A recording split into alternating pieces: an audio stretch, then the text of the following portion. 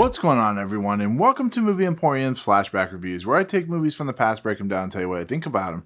If you like what you see, of course, hit the subscribe button, join Movie Emporium, hit that notification bell, top to find what's coming next. If you like this video, awesome, hit that like button, as well as commenting below on any that you watch, including this one. Have you ever watched a movie that is so prescient with what is going on, at least in the last 4 years, that it's almost scary to think that the idea of, greediness and the idea of corrupt governments and the idea of just corrupt senators and so on and so forth, money laundering and whatnot, is not only still prescient, but when a movie comes out in 1976 that's based off something that happened in 1971 and 1974, and it really gets down to your bones and kind of scares you a little bit, you made a very well-made thriller or very well-made political statement in your movie.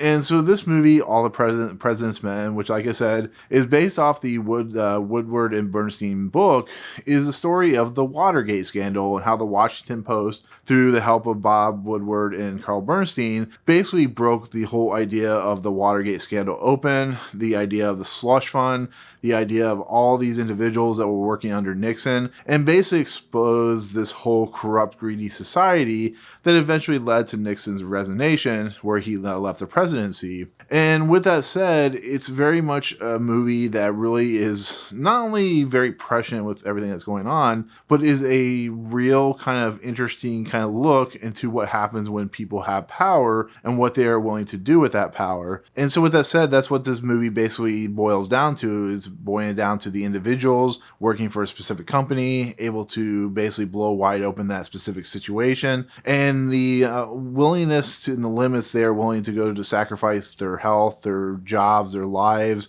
to get the actual facts, the actual, confirmations, and how they did it, changed history. People like this are the kind of people that we'll read about in 50, 60, 100, or 1,000 years later and really be surprised about how all these people are willing to go and how far they were willing to push it. And on top of that, like I said, it fits into something like The Post, which talks about the Pentagon Papers, which once again proves how invaluable the news source can be. And so when it comes down to my review of this movie, I had nothing but good things to say about it because I consider it a perfect movie. It's actually one of the most cleverly developed, cleverly designed, well-paced, well-engineered, well-documented, well-directed, well-scripted, well-acted movies I've ever seen in my entire life. And I've seen this movie like 15 to 20 times. It's just such a great feeling movie, a great artistic movie. And it's a movie that really kind of gets under your skin about how dangerous a world that we live in, how crazy and insane, and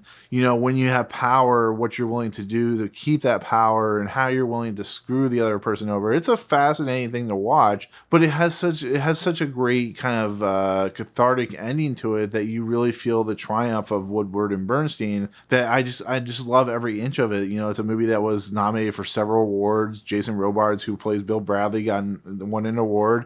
William Goldman, who's one of my favorite screenwriters of all time, actually won an Academy Award for it, and it's completely deserved. I actually can't remember what won that year for Best Picture, but if it hadn't, this would have won Best Picture because of how good and how well it's directed. Alan J. Pakula, who is a fantastic director in his own right, really commands the screen, really commands the audience's attention. He uses the idea of like close-ups, and he uses the idea of just these settings and moods, and when they're talking to someone like Deep Throat, they're in a parking garage and everything's dark and there's very little light, and when there's a car that drives away, it feels like it's going to become a political thriller and that they're being watched, and just that tension that is there, even though it's more just a story about the Watergate scandal. That there's something behind the scenes that's very dangerous and disturbing about it, which is what is truly set up and what truly ekes through this entire movie's blood work and stuff like that. So it's a movie that just completely develops and envelops you as you watch the movie. And then you get into like the acting in this movie. For instance, Robert Redford and Dustin Hoffman play Woodward and Bernstein.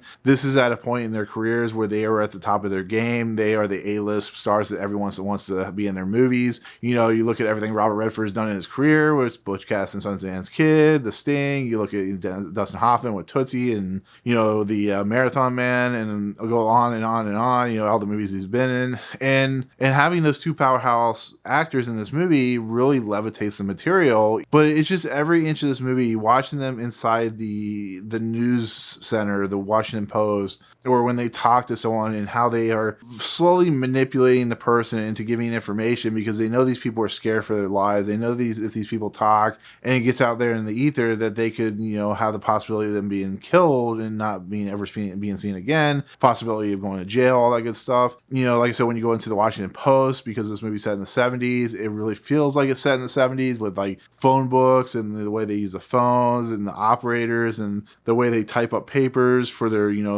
bylines and headlines with the typewriters. Everything about this movie feels of the time, but the way they're getting their information, the way they're getting their, substance and stuff like that is still very prescient with today's society. Because like I said, you look at what Bob Woodward did, just a couple years ago with one of our ex-presidents, it really shows you he knows how to slowly eke into the person's kind of psyche and to get information that wouldn't truly be ever representative if they had done it on their own, as we've seen. You have a great supporting cast, which really elevates the already great actors with like Holbrook and Jane Alexander, Meredith Baxter, Ned Beatty, all famous, well-respected actors from the 70s. And I think from the moment that William Goldman researched this thing, which he didn't probably have to do as much research as he has done in his other films, because it was such a relevant thing that was still going on. I mean, this is 1976 when this movie came out, which means they probably filmed it in 1975. And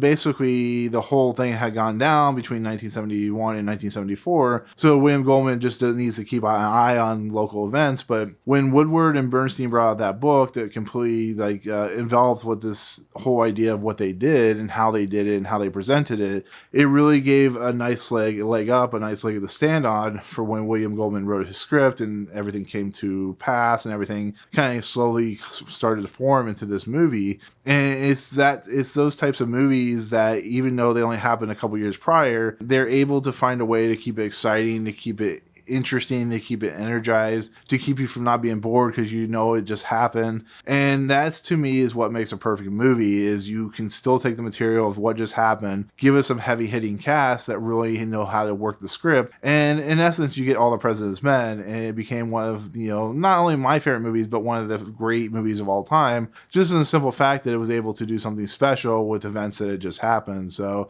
when you have a movie like that, even in today's society, if you can present yourself with some interesting material, something that's prescient like it is, in the recent few years, and make it that thrilling, you have a great project on your hand, or a great product, I guess you could say. So with that said, happy birthday to All the President's Men, which is officially 45 years old as of today. In the comments below, tell me what you think of this film if you've seen it. Like I said, it's been out for 45 years, so pretty much a lot of people have seen this movie, so let me know what you think. But otherwise, if you like what you see on this channel, hit the subscribe button and join Movie Emporium. Hit that notification bell at the top to find what's coming next. If you like the video, awesome, hit that like button, and as always, we'll see you guys in the next video. Peace out.